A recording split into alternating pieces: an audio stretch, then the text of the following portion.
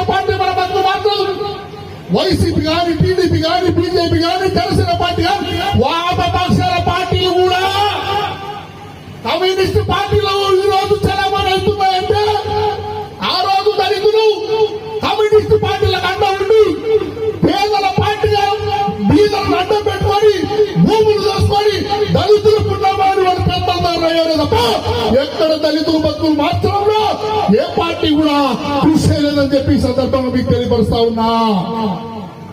రాజకీయాలపైన అవగాహన ఉండాలి, సామాజిక న్యాయంపైన అవగాహన ఉండాలి. ప్రతి ఒక్కరూ ఓటు చైతన్యం కలిగి ఉండాలి. ఈరోజు మనకున్న రిజర్వేషన్లను పెంచకపోగా కేంద్ర ప్రభుత్వం అగ్రవర్ణాల్లో ఉన్నటువంటి ఓసీ కులాలకు చెందిన వారికి రిజర్వేషన్లు పెంచి అన్యాయం చేస్తా ఉంది.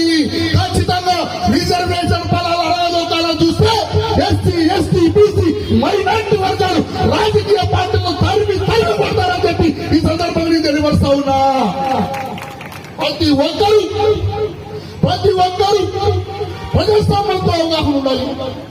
కుల వివక్షత, అంతరానితనం, విద్యను అందించి చట్టసభల్లో రిజర్వేషన్ ఈ రోజు అమలు పడతారు.